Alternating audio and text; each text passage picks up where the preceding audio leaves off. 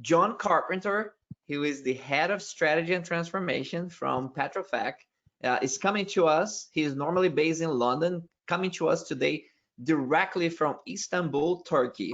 So John, please do join us, turn on your camera and be with us.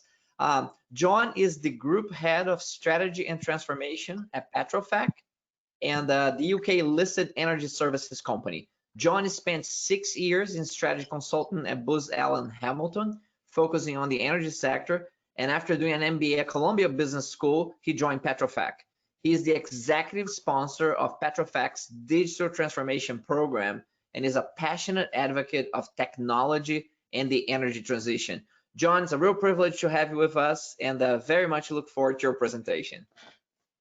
Thank you very much, Jose. It's a pleasure to be here, and thank you very much for the invitation. So if I just bring my screen up, I'm hoping you can all see that by the miracle of technology. Always the kind of case when you do these technology presentations, it's always the technology that lets you down at the end of the day. So fingers crossed this will go smoothly for once. So thank you very much, everyone, for the time and opportunity, as I said. I'm going to talk today a little bit about where Petrofac's got to in some of its digital transformation journey, and some kind of real life examples of how we're starting to use technology really to reduce downtime, operating costs, improve safety and performance on assets. So just very quickly, for those of you that don't know much about Petrofac, so we're an energy services company, as we now like to call ourselves. Obviously, we're listed in London, that's where I'm based, with big operating centres in Aberdeen in the UK and out of Sharjah in the UAE. But we operate in 31 offices out of 29 countries around the world, with a particular focus on the Middle East, North Africa, the UK kind of CS basin. We recently made an acquisition to increase our position in the North American market, out of kind of Houston and Midland. Yeah, we have 11,500 employees and a 39-year track record. And our services kind of span the life cycle of assets in the energy sector. So everything from kind of concept services at the front end of a project, through engineering, through to project execution, which is probably what we're known best for, lump sum turnkey delivery for mega projects in the Middle East, then through to kind of operations, the training and competence management, as well as overall asset management, including well engineering and decommissioning. And we do that with a range of kind of commercial models, which allow us to kind of align ourselves more closely with our clients. And so really, picking up some of that story, obviously in the last 6 months or so, as kind of COVID has hit and the oil price crash has hit, we've seen some pretty fundamental changes to our industry in terms of the oil price environment. That has a knock-on effect then on kind of CapEx and kind of the oil company spending or refining margins, but also on the actual ways of working. So everyone at the moment pretty much working from home, offshore manning. So in our UK operations, for example, we're down to about 40% occupancy on the platforms. Yet there have been no real changes in the integrity or assurance or regulatory requirements that we've been required to have on those assets.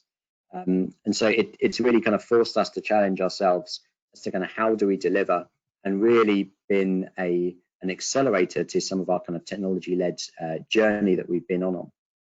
So how have we actually kind of gone about doing this? So we've actually developed a suite of tools, and the story kind of really for this started 2 years ago when we kind of kicked off our transformation journey. And back to that kind of original suite of services that we offered, we started with a question, which was, what would we have to do in terms of our service offering to make it so that there'll be a queue of customers kind of coming around the door to actually kind of take what we had to offer. And we simplified it down to a couple of kind of key ambitions. If we could deliver our projects on time every time, and somewhere between 20 and 50% cheaper, depending on the scale of the project, that would be a pretty fantastic outcome. And in the operations kind of world, if we could have 100% asset uptime and operate those assets at half the kind of benchmark unit operating cost, again, we should have a queue of customers around the corner. And so we started looking at understanding the kind of technology that was out there that was starting to come into place, as to kind of how we could then leverage that into kind of the services that we offer and into those kind of value propositions. And we've come up with this kind of suite of tools, particularly pointed at a kind of an operating asset environment. Actually, we have some other tools that we point at a construction environment. And I'm just going to kind of talk you through some of these tools today and the effect that they're really starting to have. So Petrofac Go, the number one on the left, it's effectively a resourcing and mobilization app. So this was recognizing that today the way that we deal with our kind of workforce is still kind of stuck in the 70s with emails and phone calls chasing people up. It's very kind of admin intensive, very manual, very time consuming. And in a world where we can order an Uber off our phone, we can order Amazon Prime deliveries for a 1 hour time slot.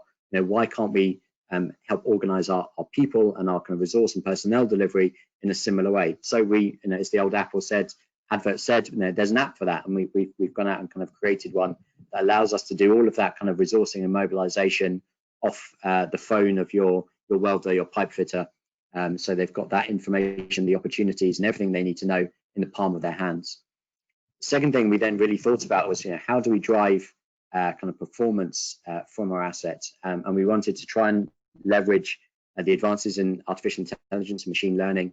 And we developed a tool we've called Petrolytics, which is really the kind of brain of our operations, which looks at how do we understand the performance of the plant on the asset, and how do we then use AI and machine learning to actually predict when that plant is going to fail, doing it a couple of ways, looking at historic data and using that to learn from it, to understand when there are performance metrics that are outside the kind of normal range, and use those as a predictor of failure, and also kind of effectively create almost a physics model of the components of those pieces of equipment, so we can understand if there's kind of anomalous readings that can also then drive a risk score that tells us when the equipment is going to fail. And obviously that then allows you to take that equipment offline, repair it, do some work on it, so that you actually don't get that kind of unplanned downtime and the associated costs and loss of production. And then really in kind of how do you actually do that work? So we've got then two tools down the bottom, Digital Twin and Connected Worker. Digital Twin really leveraging the advances in photogrammetry, which we now have accurate down to about 1 millimeter. So we can walk around your asset effectively with a digital SLR, take a virtual representation of it, and then use that to do the planning onshore rather than having to send people offshore a lot. And that allows us to kind of give us a right first time delivery at a much kind of lower price point. And then Connected Worker is the digitalization of the actual workflows themselves and the use of kind of either tablets or kind of helmet mounted tablets to guide the operators through those tasks, and in doing so make them much more efficient.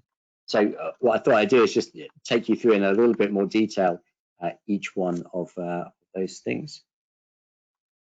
So Petrofac Go, so this is really the kind of concept of, why can't we do the mobilization and resourcing of our people off their phone rather than having to call them, email them, and have all of the admin hassle that's associated with that. And this is something that was in development when COVID struck, and something that we really kind of expanded into operation very quickly off the back of COVID. Obviously, having the latest kind of safety protocols, well communicated, and actually have the assurance that it has been communicated, read, and understood by your employees is going to be really, really important to us. And that's ensured that we've managed to get the right people, the right numbers of people with the right capabilities offshore at the right times. Both as a communication tool, but we've now expanded it also into being a mobilization, a resourcing tool as well. So the application will actually push you opportunities. So once we've got you kind of registered on our system, we can understand where there are jobs which fit your profile and push them to you. So it's, you can see the kind of the interface here, very much a kind of an app, very kind of simple to use app. It kind of walks through the different kind of areas of information. And then there's a desktop app, which the kind of the onshore kind of admin team use. And instead, as you said, of kind of a team having to pick up the phone and do all of this manually, actually there's a huge amount of automation kind of built in here. You can select whole groups of people, everyone that should be on a single helicopter, and push to them any updates around what's happening. And when those updates kind of go through, I think we see in the next one, the changes get made in red, so people can see where they are, and then the person receiving those changes has to actively acknowledge, and that then shows up in real time on the kind of desktop interface.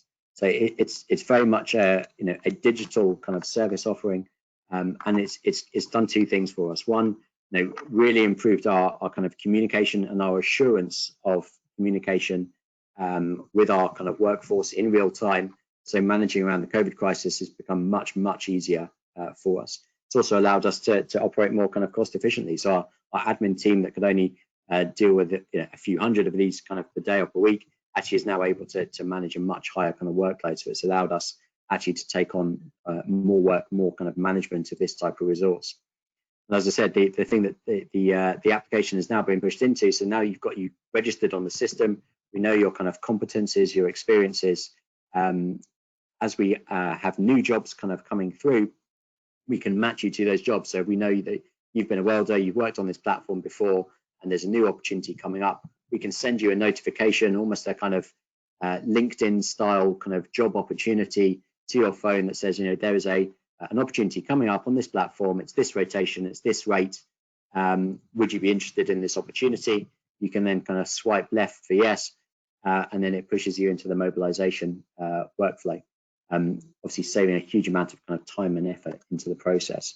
So very much kind of coming at it, and that idea, and in most of these ideas, we've done a huge amount of engagement with our workforce, and not just kind of management level, but right down to the kind of the coalface guys actually whose job it kind of is to hold a wrench or a spanner or a kind of a welding kit at the end of the day, and understanding from them where the pain points were was really a kind of critical input into developing this app.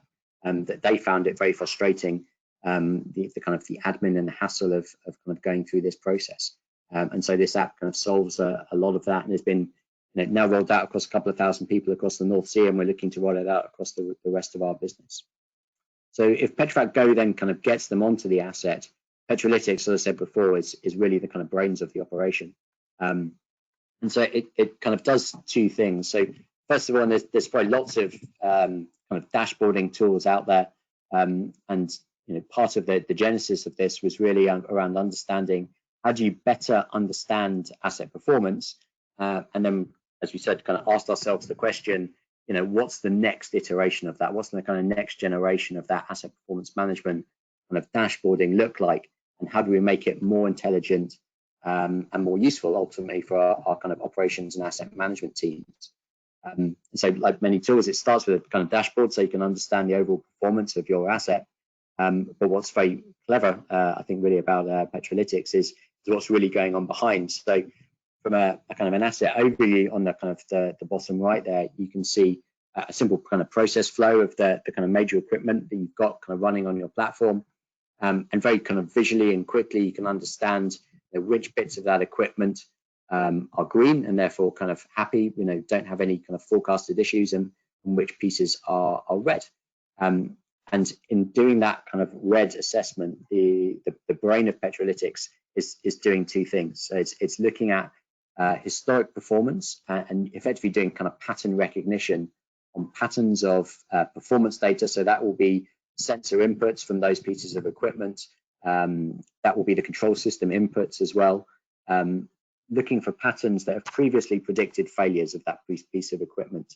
And as that kind of pattern lines up more closely to the kind of current pattern of performance, the risk score associated with that asset kind of goes up and up. And actually we can drill down almost down to component level to see where we think that issue is potentially coming from. The other mode it looks at then is what we call anomalous performance. So this is where we know for a certain component it should operate within a certain temperature range or pressure range or kind of vibration range. And if we see performance starting to move outside of that range, again, we start flagging that as a risk score. And obviously there are ranges beyond which we think it's dangerous for that equipment to be operating, and then the risk score obviously really kind of flies up. And so that effectively those two kind of engines drive what we call a trip probability score. And so effectively we take a view of how likely that piece of equipment is to fail and when as well. So what we try to do for this to be really useful, predict at least 5 days out, but ideally 10 days out. And so for most of the equipment, we're predicting 10 days in advance now. Some pieces of equipment or components were actually up to about 20 days in advance. And that allows the team to then take that piece of equipment offline, inspect it, understand where the issue is, and do something about it. So that's that piece where it says we think this piece of equipment is going to fail is what you would call predictive analytics. What we've tried to do then is to actually take it one step further to do prescriptive analytics. So that's where then the machine learning has tapped into our kind of engineering database and understood, based on the nature of that failure that it's predicting, what should you actually do about it. And so Petrolytics is actually plugged into our engineering, our procurement, our logistics systems as well. And so when it says, we think your seawater lift pump is going to fail, why is that? Well, when you think that this bearing is going to go, it will then offer you, so it kind of creates the insight that the seawater lift pump is going to fail, the bearing is the reason, what would you like to do about it? And it will then offer you some options in terms of replace the bearing, order a new bearing, grease the bearing, and you can then select as the operator which one of those things you want to do, and based on previous failures of that type, it will kind of suggest, the last time this bearing failed for this reason, actually the best course of action was to replace the bearing. So it will put that kind of action at the top of the list.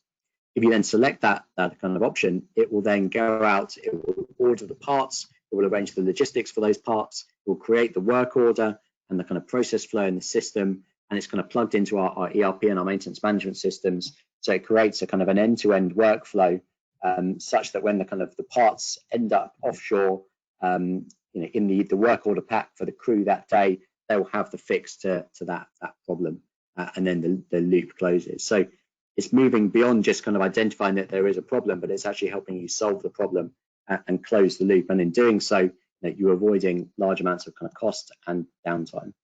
I think obviously this has been, again, developed with our kind of teams who operate assets kind of day to day, and kind of our operations and asset management group. They were saying that obviously uptime is a huge driver of performance, both for us as a contractor, but obviously also for the operator. So anything we can do to drive performance, and remember, in the UK North Sea, we get very excited about getting 80% uptime, which in any other industry would be absolutely kind of laughed at almost. But in oil and gas, just because the nature of the kind of commodity that we sell, we accept a kind of an 80% kind of uptime level. But really, there's no reason it shouldn't be much higher. And today we've got the tools to do this. We've developed this tool with Accenture and Microsoft, so leveraging Accenture's kind of AI machine learning expertise and Microsoft's Azure platform. It's packaged. There's a kind of managed service now, and we've got it out in the market. And certainly the feedback from the teams that are using this has been that it's very intuitive. The data models we've built are quite transparent, so the operator themselves can understand what's going on, and particularly that the insight to action workflow, we think really kind of differentiates it in the market. And again, it's really about understanding what's the problem that the operators offshore are trying to solve, and how can we use technology to actually go out and solve them. So just an example of kind of how this runs through. So this was an actual failure on one of the platforms that we were using it on. Effectively, we predicted that there was a 95% risk that the dry gas seals on the compression system were going to fail within the next 8 days. And so we would have been able to take the equipment offline, replace the dry gas seals within 3 days. And so we'd avoided that failure. Now, this failure actually happened while we were doing some of our kind of live testing. And so while we predicted the failure, we actually let it fail.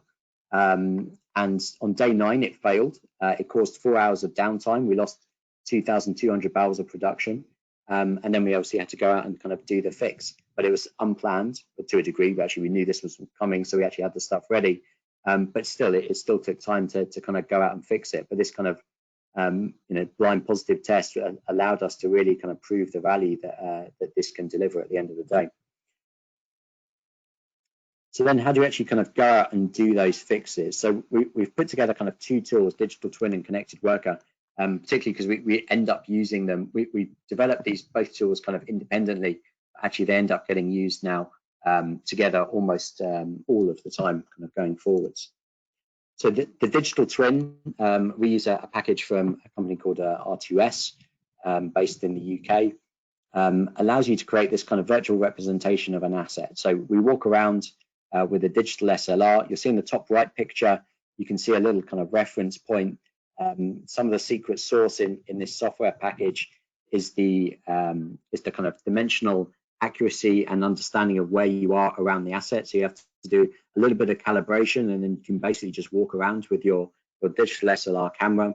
You take lots and lots and lots of very high definition photos in doing that, and then the engine that sits behind this processes all those photos and allows you to create this overlay. And so in the pictures on the left hand side, you can see lots of dots. This is actually an FPSO offshore in the North Sea, and each one of those dots is where someone has taken a 360 view of the asset.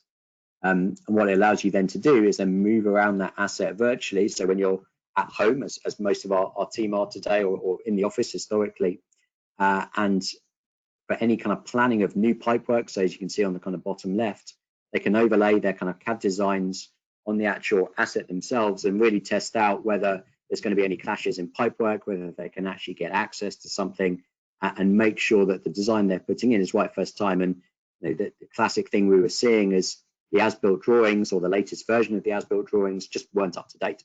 And so you go offshore with a bit of pipe spool and realize actually it's not going to fit in that space, and you need to go back to the beach, redesign it, and come back offshore again. And you lose that time, you lose obviously there's an increasing cost, you lose the bed space associated with doing that operation. So this way around, you can make sure it's right first time, and you can also overlay kind of layers of data. So obviously the base layer that you're kind of building this off is a kind of photogrammetry layer. You can obviously also put kind of laser scan inputs if you've got those in, but the quality of the photo resolution is so high, you can actually pick up all the tag numbers, and you can then link those tag numbers to engineering drawings. So we've linked on this FPSO all of the PNIDs into all of those tags. So as you're kind of walking around the asset, if you kind of in the virtual view, if you click on a piece of equipment and the tag, you can pull up the PNID or any other engineering drawings. We've linked other things like operations manuals, sensor data, any kind of metadata that you want to link through to any of these tags or positions around the asset. You can do that quite quickly. And one of the other kind of players in this sector did I think a time and motion study with the operators out in Norway, and they discovered that 70% of an engineer's time is actually spent looking for data. And with a tool like this, you've literally got all of the data that you could possibly want, intelligently sorted and linked through to the asset itself. So you kind of save all of that time and effort in the process. So that's really the kind of the planning tool. And obviously you can plan repairs, you can plan operations. What we then do is then take this to actually do the work itself.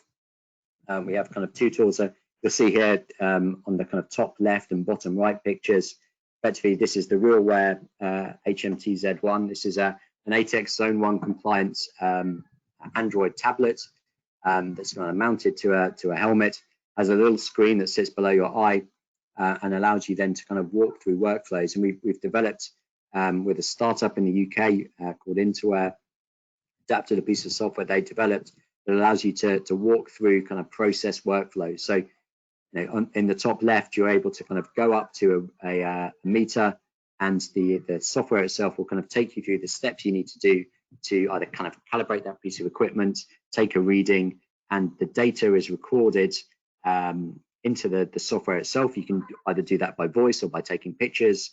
And instead of that operator then having to walk around with a dirty copy of a report, which they'd mark up by kind of pen or pencil, and then go into the office and have to type up all of that, maybe download some pictures from a camera, which they've got to get a permit for, obviously.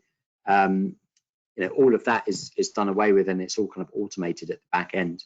So there's a huge efficiency and actually assurance as well, because the software itself, as it's walking you through those work steps, you can embed pictures or videos of what it should look like or how that operation, that process should be done. So that operator is getting the best information. And if it's something that's kind of new or kind of difficult, it's also basically got a phone or video a friend feature. And so we've done quite a bit of extensive testing, and this is actually getting used in anger all over the place now as a result of COVID.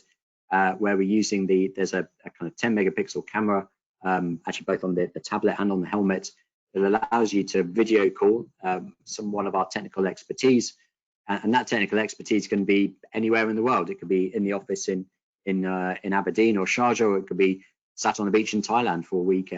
But those, that person offshore can then call up the expert, do a live video call for what they're exactly seeing, and that expert can then guide them through something which they weren't expecting to see, and solve the problem instantly, rather than having to kind of wait, go back to the beach, call up someone, get the right contact.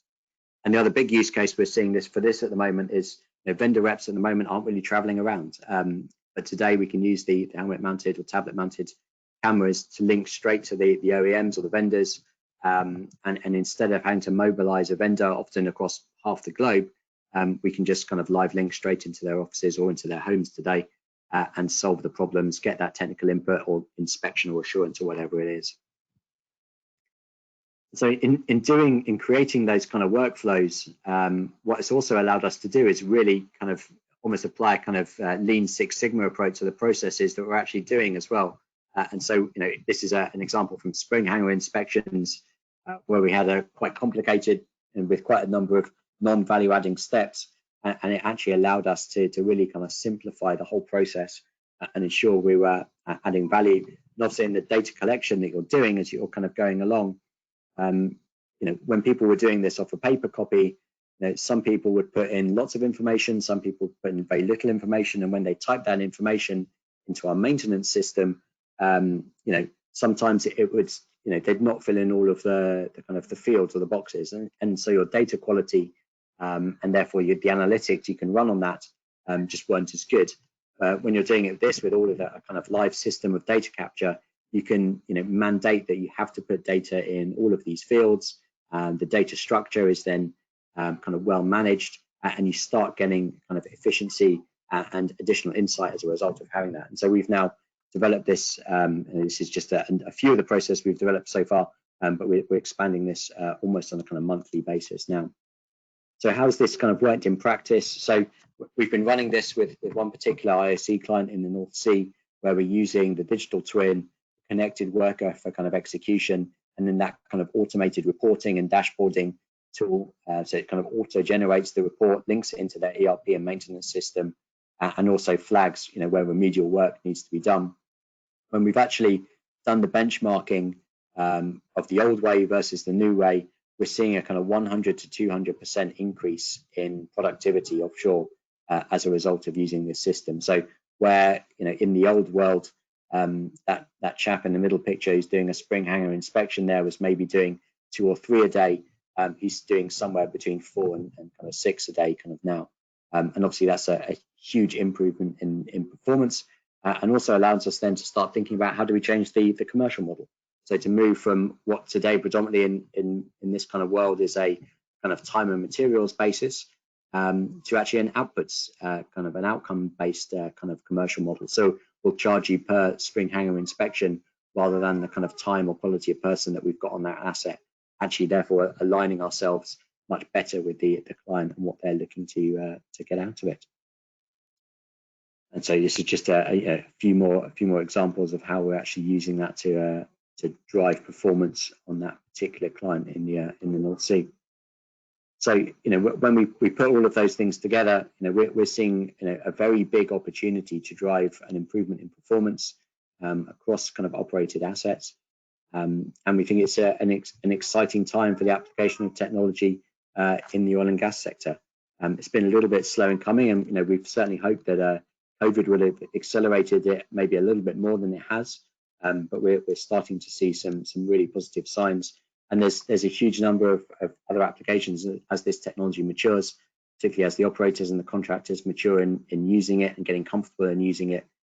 We expect to see more and more of it as become part of the everyday kind of ways of working.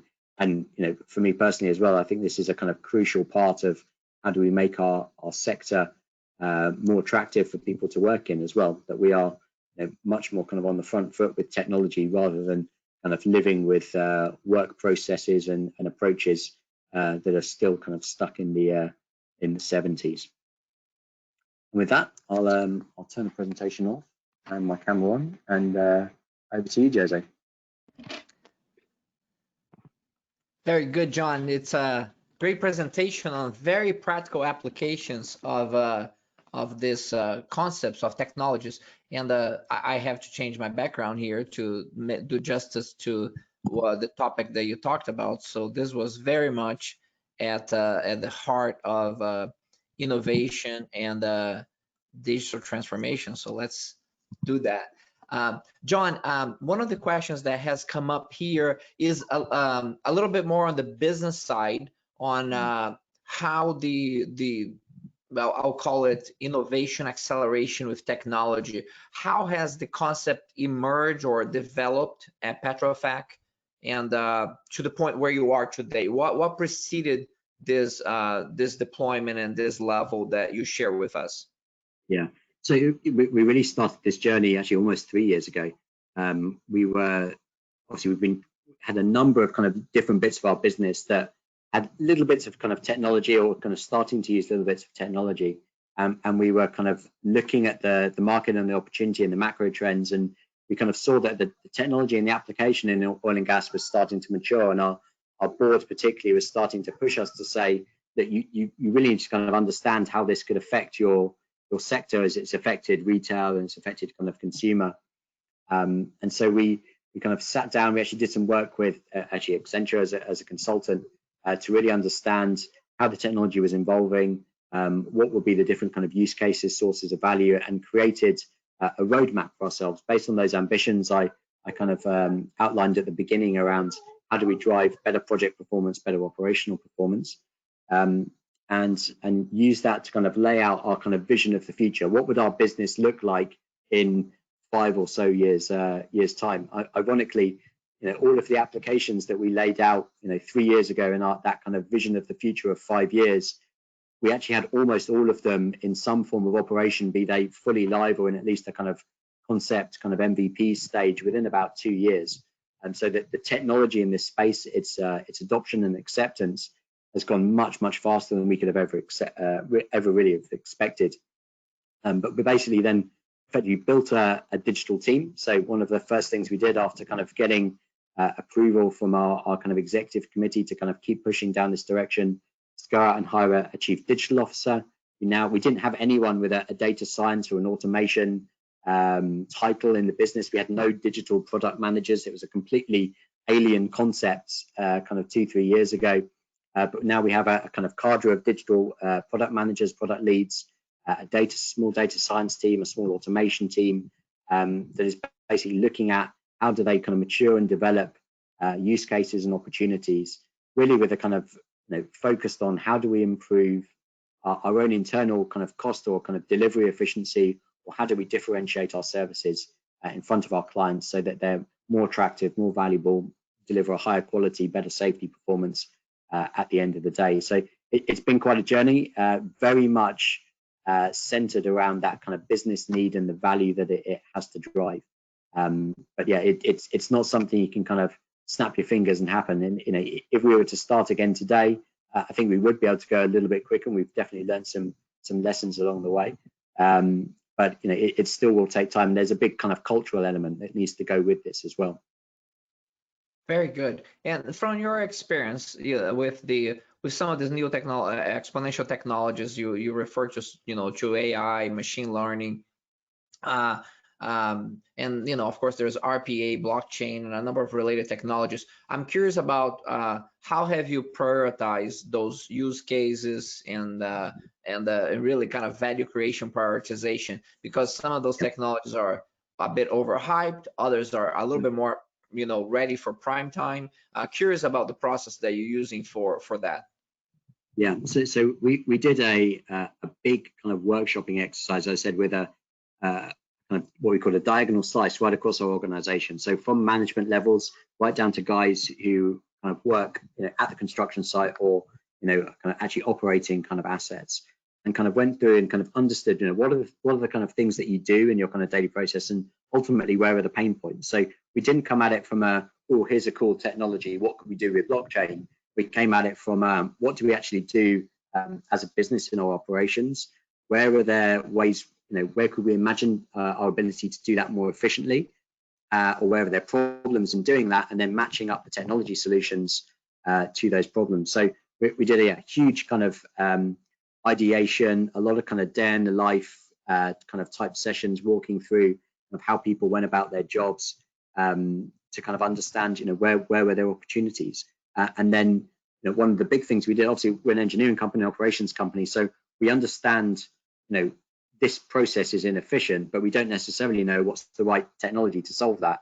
And that's where we partnered with Microsoft, with Accenture, with a number of startups to kind of understand, okay, so what's actually kind of out there, and what could the applications of these technologies be?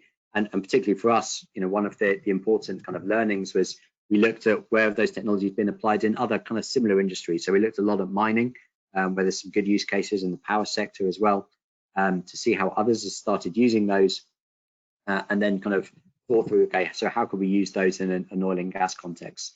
The focus was always very much value, value, value. So if you can't apply a technology, do the process, the application, the offering different or better in such a way that you can drive it down into either increased revenue and therefore margin, or a kind of reduced cost, then it went in the that's interesting, but it's technology for technology's sake. And so there's certainly some technologies that we've kind of parked and we've really not done much on, because we just can't see how it's really adding value at the moment.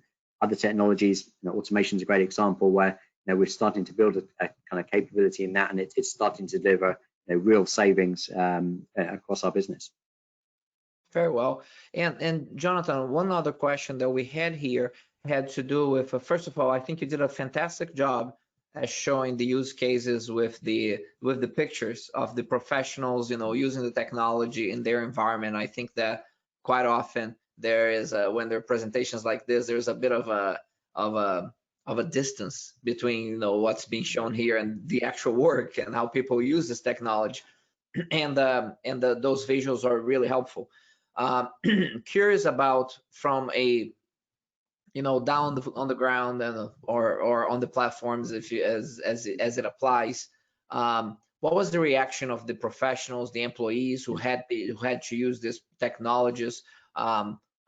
Curious about resistance or excitement, and what you had to do to communicate with them effectively about the use of these technologies. Yeah, so this is obviously one of our kind of big concerns as we started to trial some of these technologies. And while there was maybe initial resistance, when we actually started talking through the crews, the teams that were going to use this, and explained why we were using this, obviously it helped that many of the people involved had actually been in some of those ideation workshops, so they felt some ownership of the solution that was going out there. We picked one particular asset where we knew we had a slightly older, more resistant, kind of conservative kind of team and workforce, and we used them really as a kind of test bed. And actually what we found when we showed them solution, showed them how much more efficient it was, how much better it was, easier to work with, how intuitive it was actually to use as well. They went from kind of doubters to believers, incredibly quickly. And interestingly, what we've always done is we've trialed these solutions, is do a kind of test versus the old way of working. So you do the operation the old way, you kind of time it, you understand the cost, the inputs, the interfaces, and then you do it the digital way and see what the change is. And actually on one asset that we kind of put this on as we were doing that kind of value test, we managed to do the digital way first, just because the kit showed up early, and the guy was offshore, so they just went out and did it. And then we said, oh no, stop, we need to do it the old way now, so you can see the difference. And the crew said, we're not going to, we just refuse. There's no way we would ever go back to doing it the old way now that we've used the technology. I think a big part of that is also that the people using this feel like they're the kind of the workforce of the future. They've got the kind of the latest kit. Most of them are kind of engineers, slightly techie guys as well, and girls. And you put some cool technology in their hands, web-based tools, tablets that they can actually kind of use and interact with, and actually see some of the workings of it as well. And it really kind of fires their imagination. In some of the construction applications we've done where we've got kind of tracking tags, a big part of the selling point there has been around safety. and that's something that's been very well understood. That tracking system we've got on an application called Connected Construction, it's got an emergency call button, and it's allowed us to significantly cut the time it would take to actually get to someone. When they hit the emergency call button, all of their medical details get immediately sent to the team. We've even actually got the tag that we use there. If you're working in an H2S environment, we could even put a gas sensor on it, so that if there was a gas leak, particularly with something like H2S, we could actually have a better assurance of our kind of worker safety as well. And that's another one important component to how we've solved this. That's fantastic. And John, you were really in the midst of this amazing digital transformation. And then to quote John Lennon, I had plans, but a pandemic happened. So now all of a sudden, the pandemic hits. I mean, the UK goes in shutdown mode, and many of the other ramifications in the industry that are happening at the same time. How did that all impact, your journey here with digital transformation? Yeah, and look, we kind of made a bet as we were kind of coming out of the last downturn that technology would be the next tool to kind of drive the next kind of level of performance in our sector. And with COVID happening, it was like, well, now we need to kind of really kind of make it happening.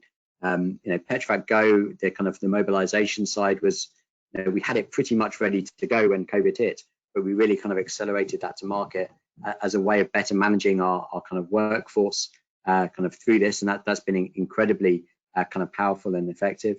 What we are seeing now is particularly the use case of the kind of helmet-mounted tablet with the camera, so that you can actually do kind of remote inspections and operations and input.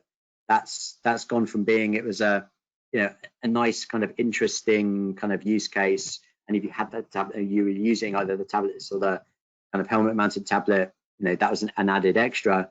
It's gone to being the one thing that every operator is kind of talking to us about, because it allows them to keep operating with, as we're saying, half of the kind of crewing offshore. There's no vendor reps, there's no people kind of traveling around the world to go and do inspections, insurance. We can do that all via a video camera, much as we're talking today. I could be sat on a platform bobbing around in the North Sea or off the coast of Brazil, and I'd have all of the information with cloud services as well. Suddenly you've got all of that information at the kind of tip of your finger, and which few operators you do have offshore, you can effectively upskill them using the technology, which is something we've never really had the opportunity of doing before. So we have seen some acceleration. I think we were expecting that the oil price crashing would put a little bit more pressure on some of the kind of cost or kind of performance use cases. It's coming, but there's still quite a lot of resistance. It's a very different way of working, and there's not many good kind of benchmarks or reference points of using this yet. There are a few operators out there who are taking the plunge, and I think they're seeing real value and benefit from this. And we're hopeful that we can show the value. We've certainly proved it for ourselves and for the operators we're working with. We'd like to see the industry adopt it more broadly. It's a way to keep us going as a sector at the end of the day. John, fantastic presentation, great views of the acceleration of technology and digital transformation at Petrofac. You and the team are doing a terrific job, so congratulations. Thank you for taking the time to come here, share your expertise with us, showcase to the world, from Istanbul, Turkey to the world today, on what's being led there at Petrofac. Thank you very much. Thank you for the opportunity. All right, ladies and gentlemen, so this completes today's day 2 of Oil and Gas Live.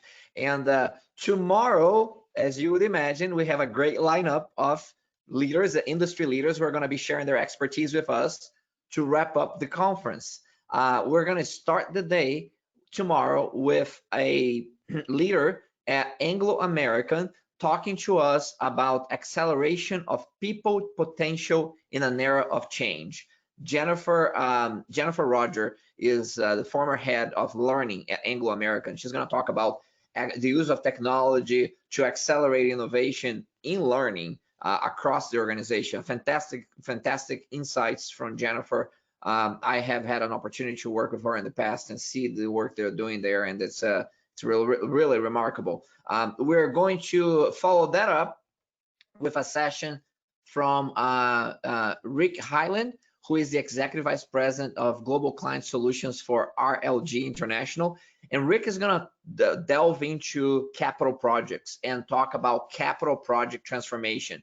For those of you who were with us yesterday, TG Jayanth from McKinsey talked about the impact of the pandemic and the global trends and technology into capital projects. And Rick is going to have a similar session focused on capital projects transformation in the oil and gas industry.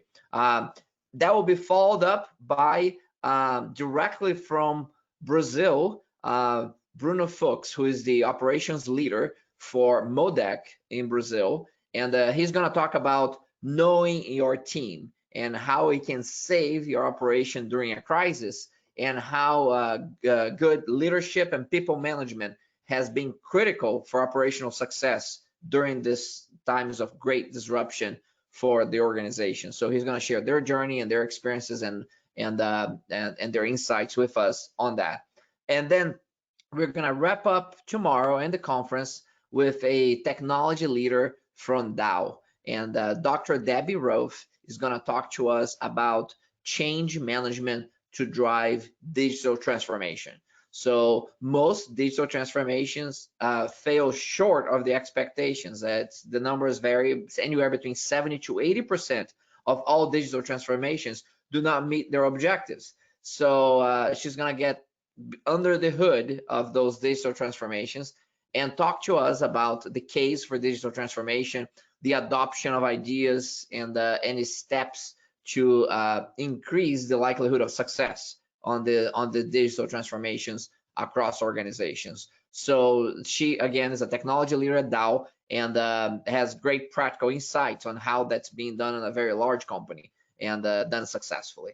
So look forward to meeting you back here again at day 3 of the conference, and we'll continue the conversation on LinkedIn. Go ahead, we'll put a short summary of the presentation of today's presentations on LinkedIn. And if you have comments, questions, go ahead, please leave your comment and questions at the LinkedIn profiles that we have shared with you. And we'll be glad to engage with you until tomorrow. And tomorrow we'll be back up here and live again. Everybody have a great rest of your day, whatever you are in the world, and we'll see you back tomorrow.